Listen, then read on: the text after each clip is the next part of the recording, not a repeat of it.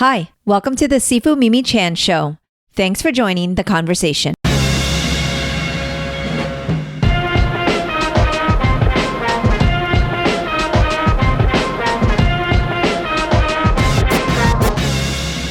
Hi everyone, today's episode will be one of those solo podcasts where you get to just listen to me rant.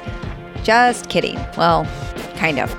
In any case, we are in the final weeks of Asian American and Pacific Islander Heritage Month. I'm excited that next week's episode will feature my live event happening tonight with a panel of amazing women who are all AAPI community leaders.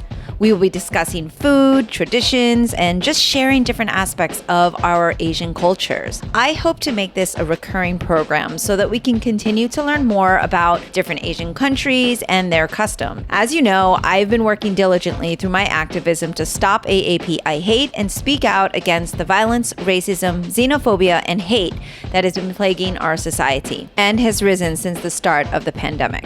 The roundtable I'm conducting to share culture will be a really nice departure from my angry and frustrated posts.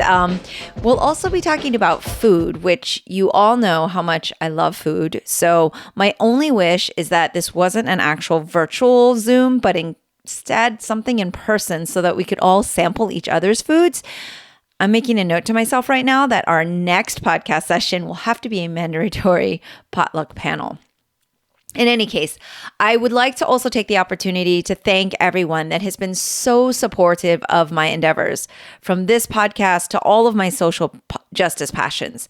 It's just been a really crazy 4 years, and politics aside, because as you know, I talk a lot about politics on this show, I'm just really, really sad about the amount of division and polarization amongst our community. And I've been trying to find a way to amend that, to bring us all together. And you know, I always talk about food. So I thought a really nice recurring cultural episode would be great for people to just understand that, you know, not all Asian countries are the same, that there's some similarities, but there's also differences. So I'm really excited to be sharing that. So you've heard me discuss a lot in recent months of how angry I am about people taking out their frustration with the pandemic on Asian Americans and Asian elders in particular.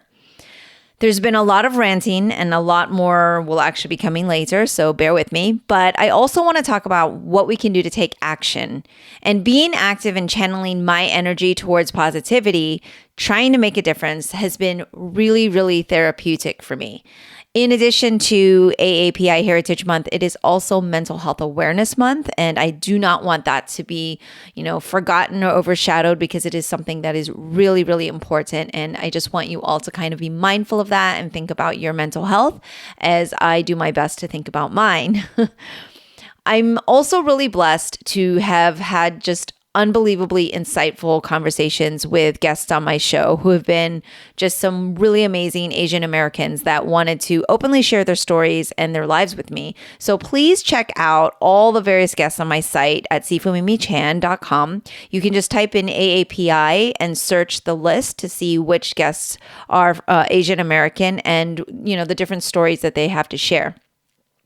I wanted to talk about one of the most important conversations that was very early in my podcast career. So please be lenient with me and generous as you listen, as I was a unseasoned podcaster. I am still learning now, but I've definitively have grown a lot. But it was with a guest named Dick Sakurai, which was just one of the best conversations I think I've had in terms of one that's really stayed with me and resonated with me and one that I've learned from.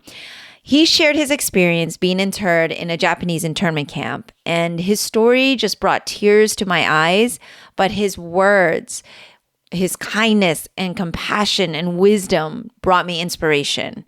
Dick was 91 when we spoke a few years ago, and I'll be honest, I was a little concerned reaching back out to him and his son, Saren, who I wanted to just check in and see how he was doing, and also if it was okay to talk about him and share more about that podcast episode and bring more awareness. And I was thrilled to hear that he has recently been vaccinated and he's excited to venture out into normalcy again and is doing well. So I just want to thank Dick and Saren for just sharing such an important story about our American history. stories that have just been hidden from the mainstream for far too long. So there are a lot of documentaries and programs that you have to search for in order to seek out stories like Dick's.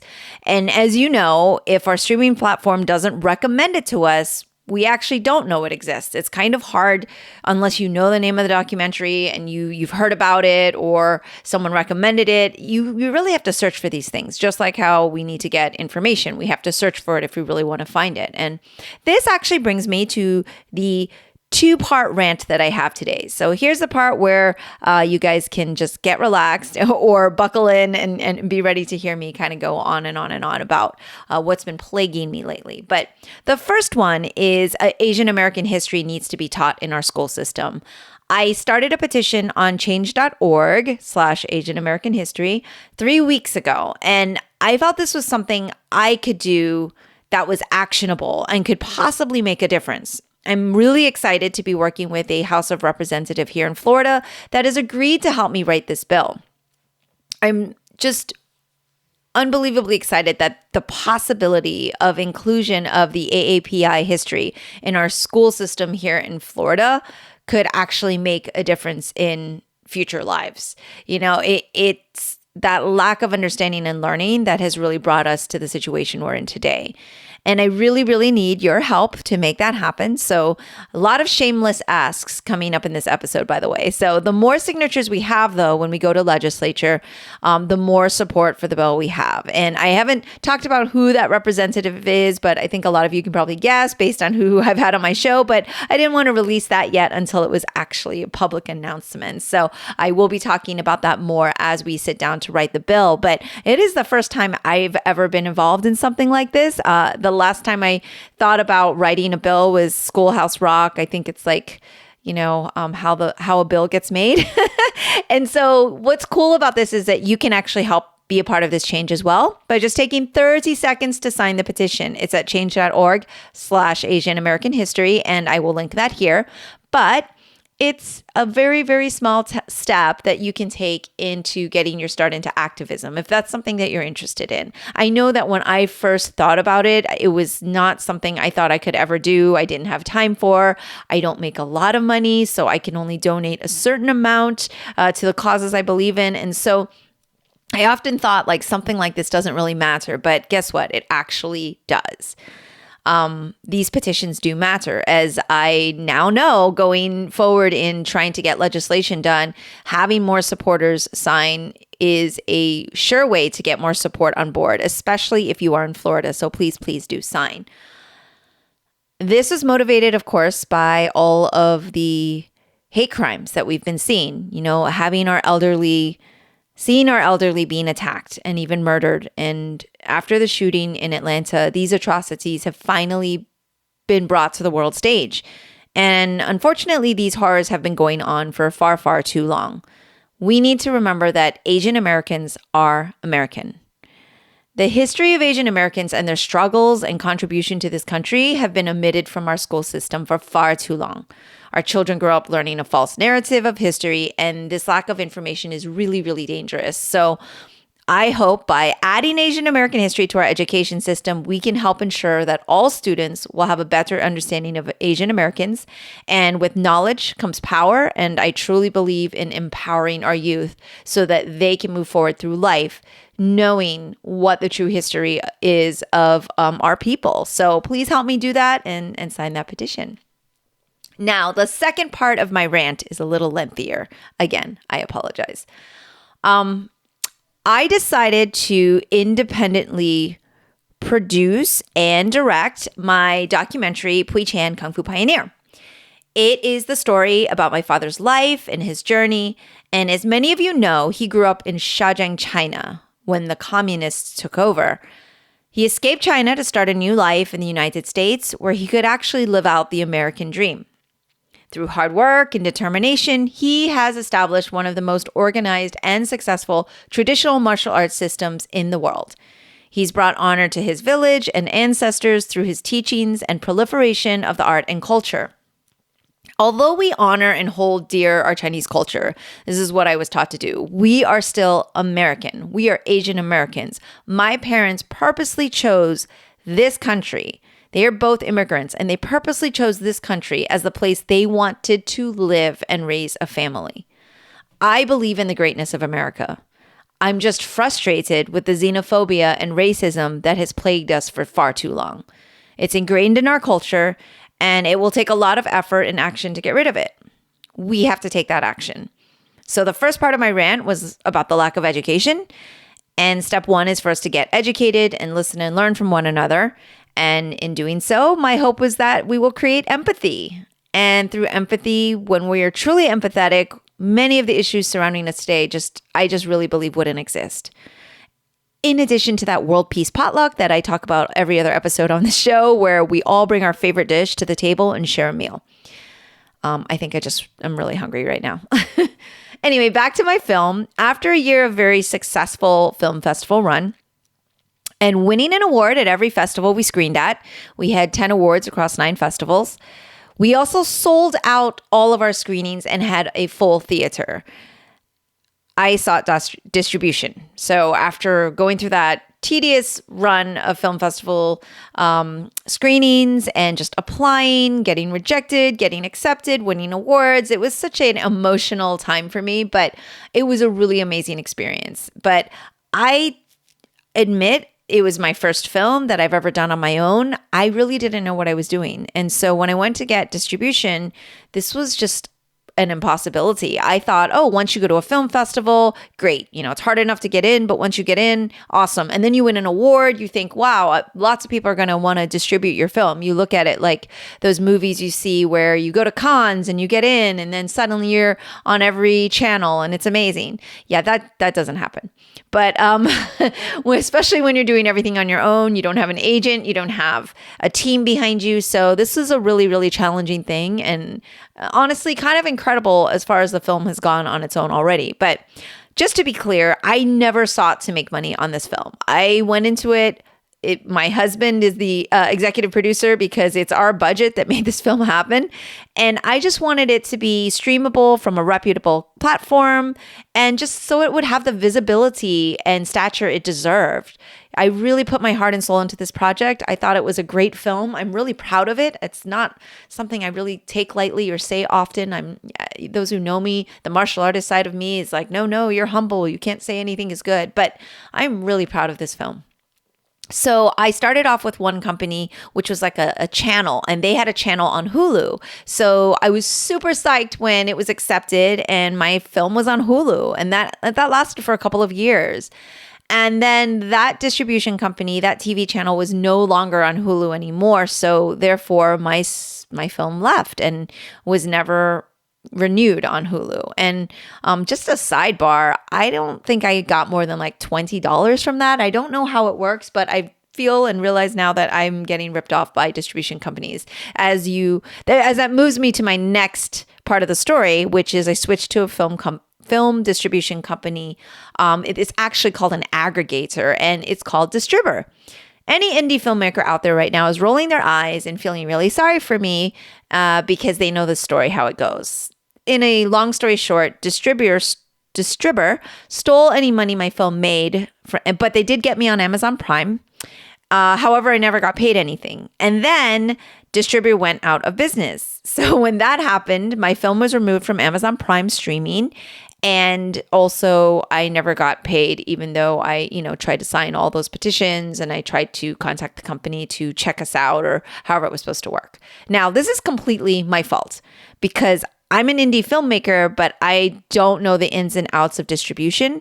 I'm a full-time Kung Fu teacher. I run a business. I run an international business. This is not my full-time thing. And so I'm responsible for so many other facets in life that I didn't really have the capacity or personnel to help me check on how this film was getting distributed, how it was doing, am I getting paid, and so on. So I eventually made the decision that, you know what?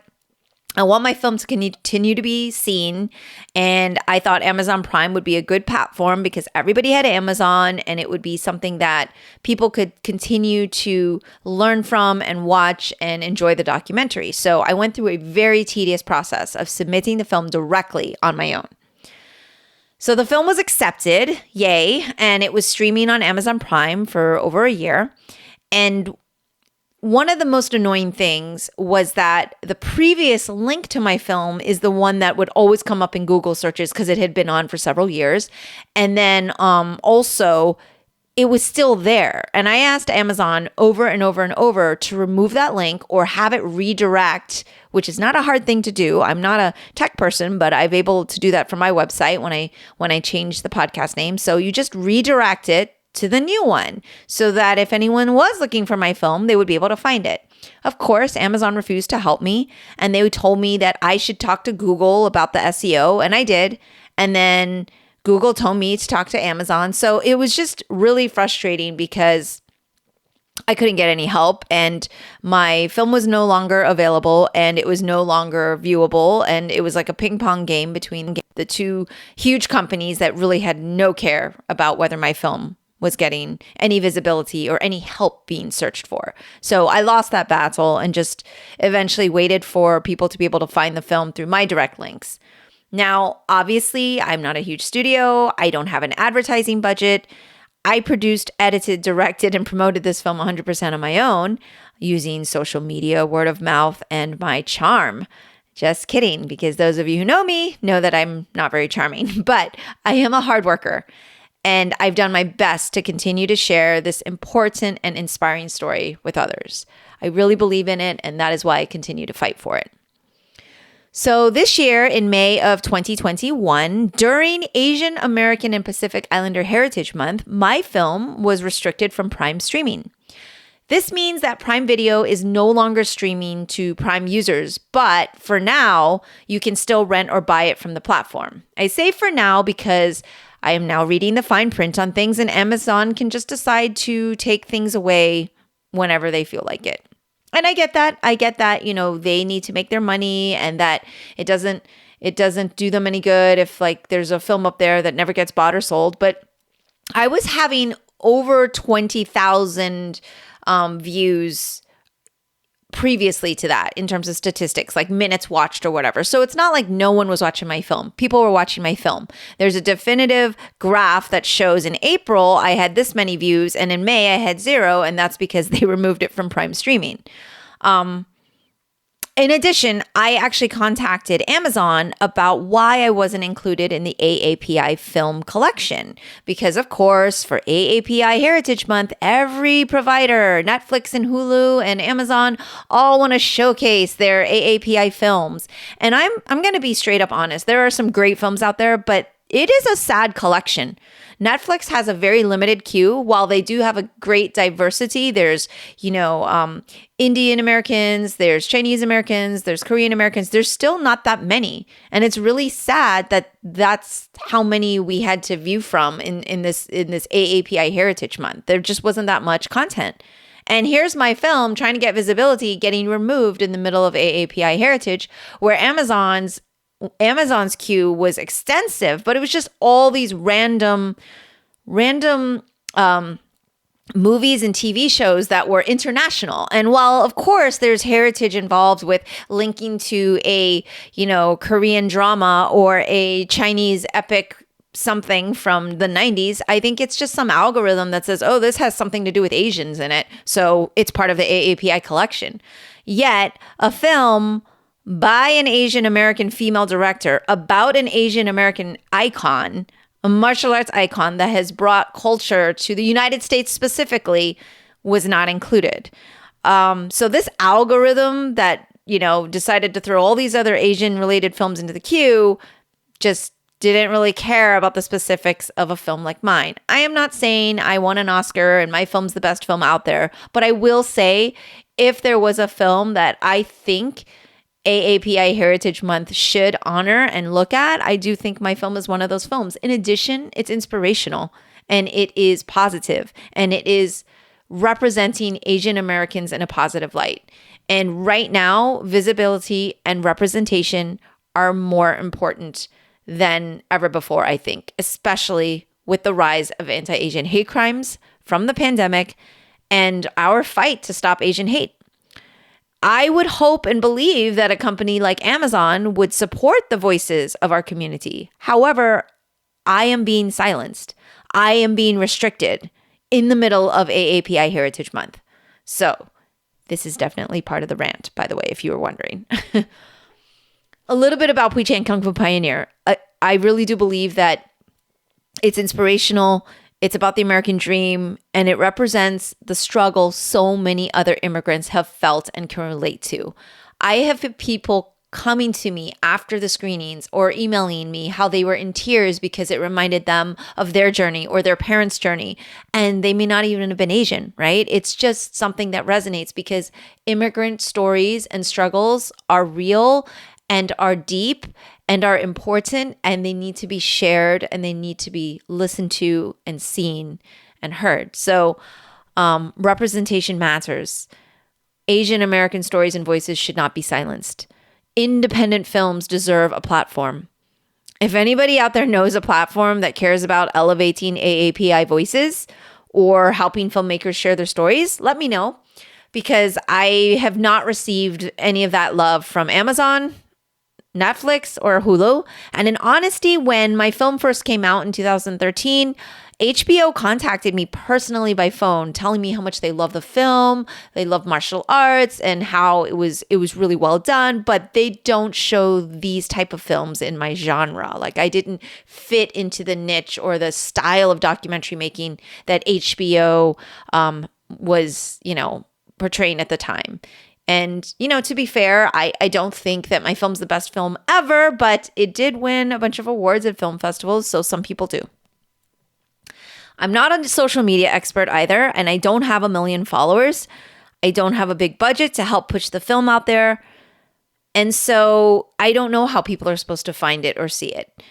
Amazon has never recommended the film. In that little queue thing where it says, hey, you might like this, it doesn't show up because it's not an Amazon Studios film. We are just being spoon-fed what they want us to see. And honestly, I have perpetuated this problem with my choice of convenience and cost when I choose to shop with them and support them. I'm just as guilty in this giant machine. And maybe that's what frustrates me the most, because I feel like I don't have the choices that I want to have. And sometimes I do need to choose convenience and peace of mind over, maybe doing what I feel is ethically right. It's a really hard thing and a hard thing to balance. So by no means am I telling everyone out there to boycott and make these huge strides, but I am saying maybe just think before you click, or, move through life with just kind of this awareness and understanding of what this is and how this all works, right? And I was trying to figure out how this all works. So they said, well, there's metrics that they use. Of course, they don't exactly tell you what those metrics are or share how they're calculated, but reviews and hours watched, frequency, who's watching, determines their decision to restrict or completely remove a film. And also that cannot be appealed on their website. And there's no one you can speak to. There's no one you can write to. It's a very frustrating thing. I do know that I have seen other films on Amazon Prime that I've now, of course, been searching through and looking at. And they don't have this. They have just as many reviews as I have and smaller films. And they're currently still on Prime. Maybe they're on the chopping block next. I don't know. But I do know this, that without getting help to have visibility, stories like my father's will never be heard. I know that I need platforms like Amazon, but it just feels like a lose-lose situation right now. So if you want to help my film, another shameless ask, right now, unfortunately, you cannot stream it from Prime for free, but you can rent it for $3, and then you can review it on IMDb, because apparently that helps. And another issue is the review option directly on Amazon, which is where you should be able to review it if you're watching it there, is disabled. So if you click on that, it says, sorry, we've taken away the right to review this product. That's paraphrasing. But basically, it gives you an error and says, contact customer service if you want. No one's going to do that, right? Not to review my film. I'm sure it's moved a lot of people, but that's just an extra step. The amount of people that have told me they love my film, having 100 reviews on IMDb does not reflect the amount of people that I know have enjoyed my film. I know that it takes extra steps to go out and do something like that. So there's no way, if then you get an error saying, hey, email us, I don't know why this is happening, or there's no way that extra step's going to be taken. So I definitely feel the system's rigged, and that's because I think it is. So if you need more reviews and hey, click here to get a review, but then it says, sorry, we've removed this option to review it, then, I don't know how else to look at that. And I actually didn't even know this happened until a student mentioned to me saying they wanted to watch the film and it was no longer streaming. And so I looked into it, and then I found out that the review option was also removed. And I don't know how long this has been happening. But I do know that my film was removed for AAPI month because in April it was still streaming. Quick shout out and thank you to Kevin, who helped point this out and also volunteered to help me with my AAPI history petition and the social justice work. So shameless ask again is I'm always looking for volunteers. So if you want to join us, please do. There's very, very small things that you could do to help out. It's not a huge time commitment like you might think. It could be as simple as reposting things or outreach. And it's all done, remotely. You don't have to come into the office or anything. So please don't be shy. You can reach out on social media at Sifumimi-chan or email me at sifumimi-chan@gmail.com.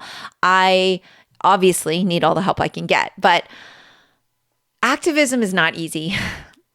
However, nothing worthwhile ever is. I am not complaining. I am so grateful and happy that the little time I have goes towards these causes that I believe in. And so I just want to encourage you that if anyone out there is listening and you say to yourself, I've always wanted to get involved, but please do. And it doesn't have to be with me. It'd be great, but any organization you believe in, get out there and just do it. If you want to do something bite-sized, start with signing my petition or writing a review for my film. Those are really, really easy things that takes like 30 seconds to do, maybe up to 2 minutes, depending on how much writing you're doing. But the petition takes about 30 seconds.